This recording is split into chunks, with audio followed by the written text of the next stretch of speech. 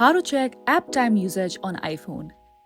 Hi everyone, this is Susan from Create, Login and Delete, and now let's get started. First of all, you have to open your settings, then you have to tap on screen time here. Okay, here we go.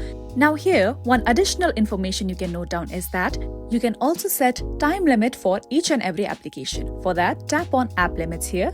Now tap on add limit. Okay, here we go. Now you can tap on any of these options. For instance, let's tap on social. And now let's tap on Snapchat. So after tapping on it, you can see over here time period. You can select hours or minutes.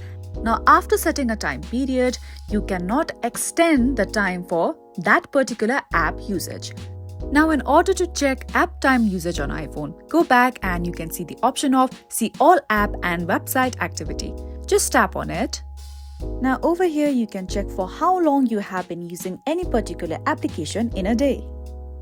So for Instagram, I have only been using this app for 36 minutes for today, and you can do the same for other applications as well. Now let's go back and you can see for Messenger, I've been using it for 24 minutes, Snapchat for 14 minutes and so on. So that's all for today and I hope you liked the video. Don't forget to like and subscribe.